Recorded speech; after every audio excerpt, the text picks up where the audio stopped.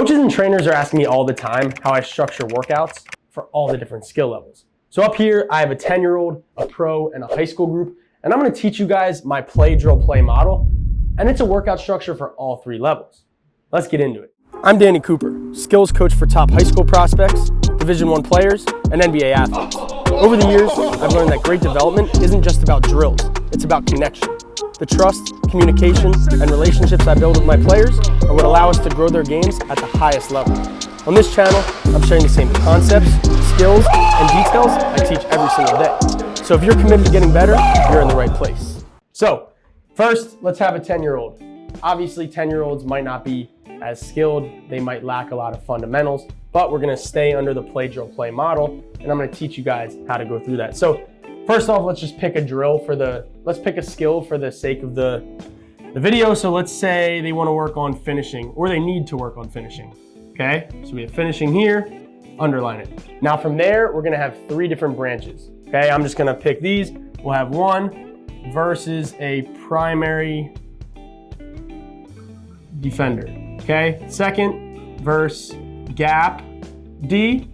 Third versus rotating D, okay? So we've identified 3 different areas where they could work on finishing. Primary defender, obviously if somebody's on their hip or in front of them. Gap, a defender in the gap. Strong side or weak side, and then rotating defender or rotating shot blocker. Okay, now we're gonna draw 3 pillars down from there, or 3 branches, 1, 2, 3. We're gonna identify 3 ways that they can score against a primary defender in a finishing setting. So maybe the first one is a bump euro.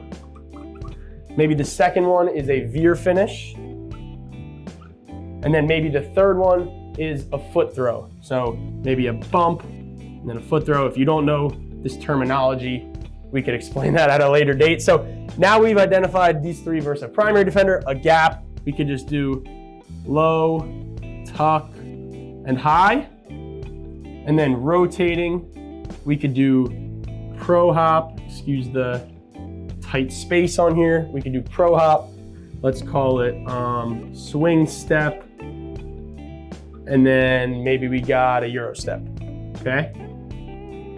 All right, so now we have 3 different ways that they can finish against the primary, gap, and rotating, and we have 3 different options for each, okay? So we see that. Now, how do we get into the play, drill, play model? Well, this is gonna be your baseline for your teaching segment in the drill portion of the workout. So first thing we're gonna do, we're gonna go down here. We're gonna now make our first branch of play, okay? So we have play right here. And now let's say we have 60 minutes. I'm gonna put 20 minutes of primary, 20 versus gap, 20 versus rotating. Okay, so then this would break down into 7 of play, maybe 6 of drill, and then another 7 of play. Because my philosophy, the constraints-led approach and using the games-based approach, is we want them to be playing as much as possible so that they can get as much game representation as possible. All right, the more we're talking, the more we're instructing, the less they're actually learning, and we want as much time on task as possible. Okay, so we're here, play, let's call this 7 minutes. I'm gonna set up a hip to hip against a primary defender. Okay, so let's go here, hip to hip, okay? Now, I know what you're asking, what if I don't have defense? Well, you can get out there yourself against a 10-year-old, or maybe they have a teammate or a friend, but ideally you can kind of get out there and move with them, especially if it's a private workout. So hip to hip for 7 minutes. For this, you just want them exploring different options. Obviously, if you're way bigger than them, you have to make the constraints a little easier. So maybe you put your hands behind your back so that you don't block them every time, and you mix up the different coverages. So they're just exploring for 7 minutes in the play, okay? Now, we go down here, we have the drill portion, okay?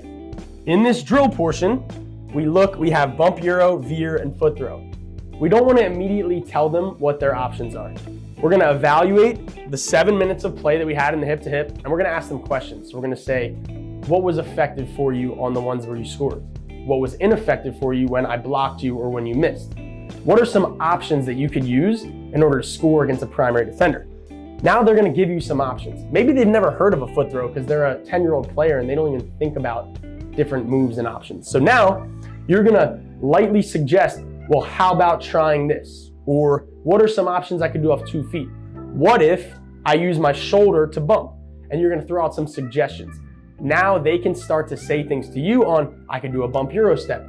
If they still don't know what that is, maybe you step in and show them, here's a bump Euro. You can take a couple minutes to demonstrate. Like we said, we have 6 minutes for this drill portion, because now we're gonna allow them the affordances in the third portion. Let's just go here, in the third portion of play, okay? So now they got the context of the game and the environment. Now they're moving to the drill portion where let's go ask cues, okay? And now for play, let's put them in a different small-sided game, one-on-one version where they can see it. So that maybe we'll say ball on back. Okay, we're simply put, they have the ball on the defender's back, so if it's your back, and they just explore different options against that primary defender. So that's how I would do that for a primary defender. Okay, now we go here. Same thing for gap defender. We have low, tuck, and high as our different coaching points that we're gonna use in our drill section. So again, we don't need to go through this, but you would then go through it for the gap defender. You would go through it for the rotating defender, setting up the same game where before the session, if you know you wanna work on finishing, you identify 3 different 20-minute segments. So in our case, primary, gap, and rotating. Then you identify 3 teaching moments. That's gonna be your drill portion. So for this one, bump Euro, veer, foot throw against a primary, low, tuck, and high against gap, pro hop, swing step, Euro, and there's 100 other variations.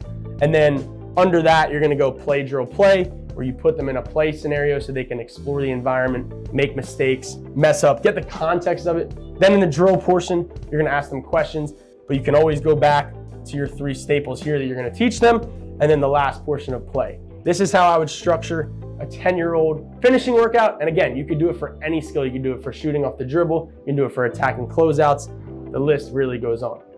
Now, let's move on to the pro portion, because again, back to the original question, a lot of times you guys are saying, I can structure a workout for a 10-year-old. How do I do it for a pro? And it's actually very similar.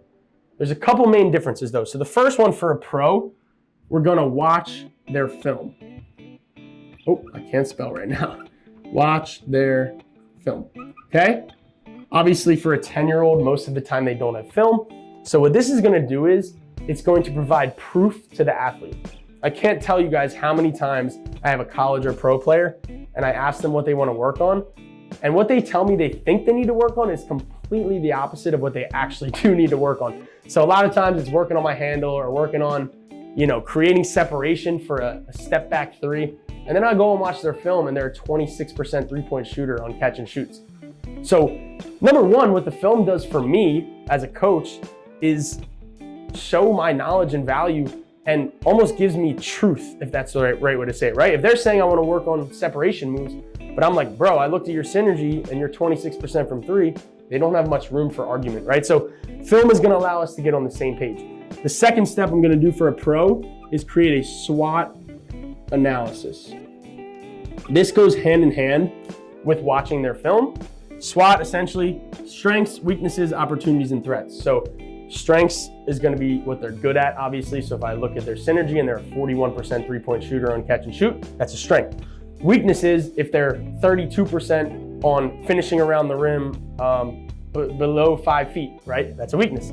Opportunity, what area of the game can they improve on to keep them in the game? So say they were a freshman last season in college and they really struggled on the defensive end. Well, getting better defensively as a primary defender, being able to, on the second dribble, get good chest stops and stop paint touches, that's gonna be an opportunity to get us more playing time. And then a threat is what can keep us off the floor. So if I stay as a 32% finisher, or maybe my assist to turnover ratio is under 2 or under 1.5, that's not great. That's a threat. We're gonna compare the film with the analytics, and that's gonna allow us to have a common ground before we actually step on the floor, okay? And now, the third thing I would say is pick 1 to 3 areas. All right, so obviously with the 10-year-old, we picked finishing, but it was still kind of broad, right? We did primary, gap, rotating. Maybe the next day I would work on shooting with them. We don't want to specialize so much when we're at such a young age. Once they get to the pro level, we pretty much know what they're going to do on the floor. So I was just in Paris with Lamar Stevens, playing the NBA for 5 seasons, and we know pretty much exactly what he's going to be doing on the floor. He's going to be shooting catch and shoot shots. He's gonna be getting some mid-post looks off of switches when he's in the follow action. And he's gonna be coming off the pick and roll, especially in that Paris offense where they use a lot of ball screens. So pretty much those were the only 3 areas that we focused on the entire week in Paris. So picking 1 to 3 areas. Now, here's how we structure the workout. Very, very similar to the 10-year-old. So let's say one of our areas is catch and shoot, just to make it simple, okay? Catch and shoot. All right, now we have our 3 branches, okay? We go 1, 2, 3. 1, let's just say on move, okay? Second one, let's say contested. And then the third one, let's say spot up. Okay? So again, these are our 3 areas that we're gonna come to in the drill portion to understand where to teach them. Now with a pro, they know their game better than you sometimes. So again, I don't want you guys to take this as black and white. It can always ebb and flow. This is just a general structure to allow you to be prepared and feel prepared for the workout. So these are the 3 areas. Now we go from here. If we're gonna go the play, drill, play model, we got play, 7, drill, 6, play, 7. Okay, so now, how can I set up a game? And it doesn't always have to be live, right? It can use audio cues, it can use different constraints, especially if it's on more of a lighter day. So when I was with Lamar, he was in return to play protocol. We had a lot of light days, so it wasn't necessarily live, but the play portion can be a lot more challenging. All right, so first one for play, let's say on the move shooting. I have a really good audio cue drill that I like where it's gonna force some variability. It's gonna get his legs a little tired.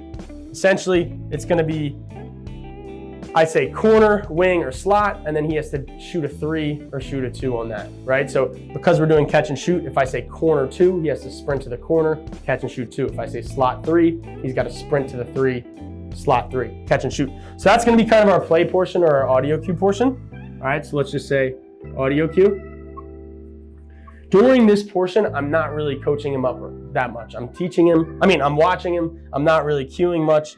But now in the drill portion, what I wanna do is, I wanna identify some areas of footwork. I'm counting in this play audio cue section, how many short misses he has, whether he's missing left or right? So now I can orchestrate a drill on the move that's gonna allow me to attack what we just messed up on. So let's say for the audio cue drill, his legs were tired and he was getting a lot of short misses, right? So now in the drill, I can do DL shooting, which is differential learning shooting, and our focus can be arcs, okay? So now, maybe I just have him do simple lifts and drifts to the corner and to the wing.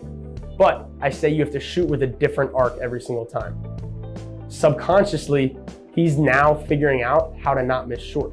But in the play section, the audio cue one, he missed short 9 times. So now he's figuring out, okay, how do I not miss short? I orchestrate the drill and we kind of go through that. And then now the play section, I can do the audio cue one again, but maybe it's on the other side. All right, so that's how I would structure that. And then again, you can move forward with the contested ones and the spot up ones, being super, super creative with the play, drill, play model and how you orchestrate that. All right, now let's go to the high school group. This is probably one of the most challenging ones that you can have, but it's also the most fun and probably the most common questions that I get. So high school group, here's the dynamic. Let's lay this out. We might have a 9th grade girl. She can't dribble, okay? We might have a 12th grader. He's on varsity, D1 offers. Okay, so now you're saying, how do I create a group that benefits everybody in this? And then you have everybody in between. You have 9th, 10th, 11th, 12th, all different ages, all different skill levels, boys and girls. So for this one, I tend to cater to the best player. So some people have different philosophies. I want this 12th grader to have the best possible experience, right? Because if I'm slowing the workout down and I'm making it super slow and I'm catering to this 9th grade girl, why would the 12th grader ever come back? On the flip side, the 9th grader might be like, this is too challenging for me. I don't want to come back because it was too fast. The 12th grade boys are way too good for me. So the first thing, we can just erase this. If we can just keep it really simple, right? Let's say pair up skill levels, right? So if we can, pair up skill levels, okay? So that's our ideal world. If we have multiple 9th grade girls who aren't that talented, if they can't dribble, and we have multiple hoops, we're gonna pair them up. We're gonna pair up the more advanced varsity players, 12th graders. Okay, that's option number 1. Option number 2, if we can't, or let's say if we can pair them up, now we are going to kind of go through the same process. We're gonna pick a skill that we wanna focus on. So let's say this is going to be attacking closeouts. Okay, now we can do the same thing. So 1, 2, 3, and then we could do 3 different teaching options like we talked about. So we can do against a, let's say, corner closeout, wing, and then we could say top of the key. Okay, and then we could have 1, 2, 3, 1, 2, 3, 1, 2, 3. Let's say corner. Maybe first option is rip and go. Second option is catch and shoot. Third option is stampede, okay? And then we'd obviously do the same for the wing and the top of the key. These are our teaching moments as the coach for the play, drill, play model. Now, that's in the ideal world if we can kind of get everybody on the same skill level. If they're not on the same skill level, this is where I think ideally you have multiple coaches and you can do more on-air work and more teaching work. So it doesn't really make sense to go live against if the players are going against each other, if it's a 9th grade girl who can't dribble and a 12th grade varsity player. So here we are going to do play, drill, play, teaching the attacking the closeout principle. So let's say we're gonna pick 3 things. So we got attacking closeouts, 1, 2, 3. And then let's say 3 different ways we can attack a closeout are stampede, catch plus rip, catch, or let's say meet the pass, one of my favorites, okay? Meet the pass. Oh, got it.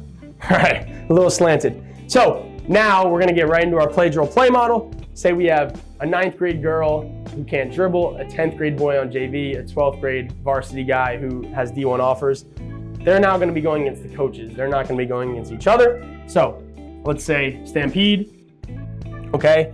Now we have our play, drill, play model. We're gonna set up a closeout game against the coach, right? So maybe we have the 9th grade girl, she's gonna work on her dribbling, she's gotta make a pass.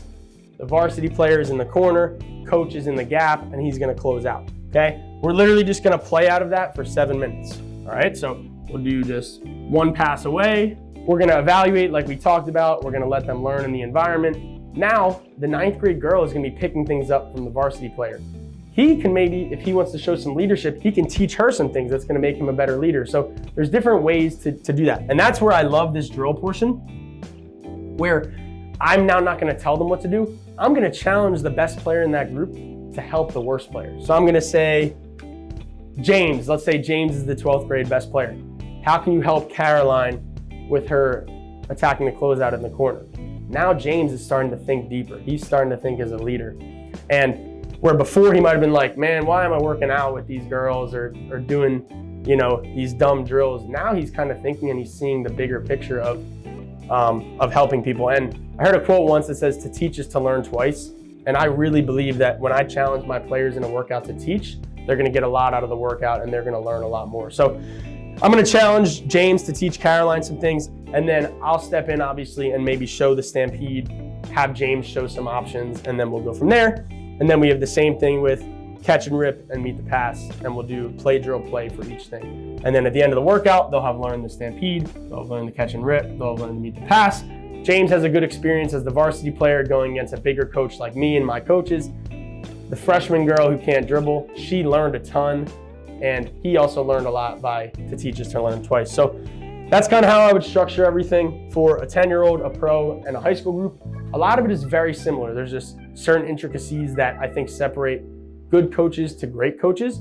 I think for the 10-year-old, not focusing on specializing too much and being willing to really let them fail. I know sometimes you guys are gonna have parents watching your workout and you want them to make wide open layups so that the parent thinks it looks good.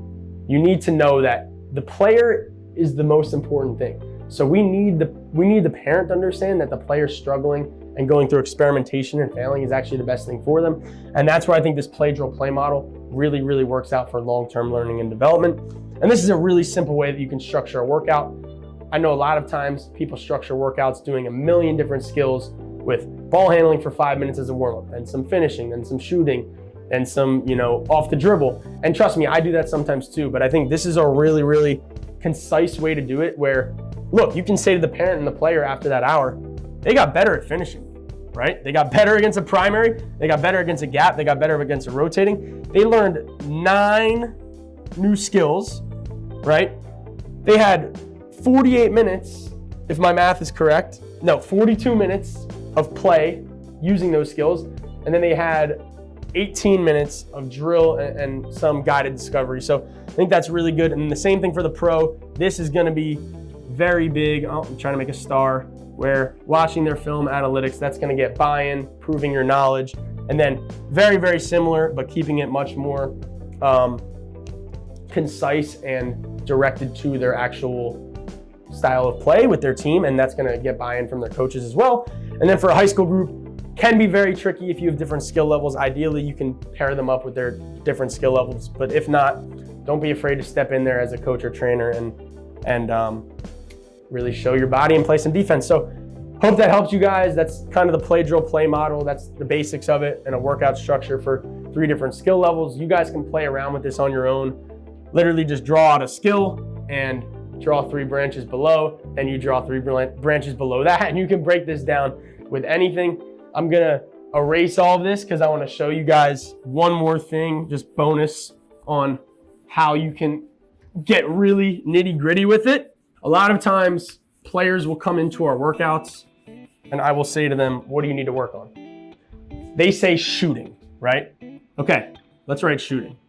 Shooting is so broad. So I'm like, all right, well, what do you wanna work on? Off the dribble, off the catch, on the move, just so many different things, right? So you can kind of help them go through that guided discovery process. All right, well, shooting, we can break it down. We have off catch, right? Then we can break that down. We have spot up. We have on move, okay? We have closeouts. So maybe you do like a shot fake to the side. Now let's say dribble. We have going left, going right. We have different separation moves. Okay, there's a million different things that we can do with shooting. So I'm gonna show you how to break it down even further. So let's just say they say shooting off the dribble once you explain it. Okay, so shooting off drib. Okay, so now we're here. Let's make our 3 pillars. Let's say we have going both ways, right? Because that can be one thing. So right and left.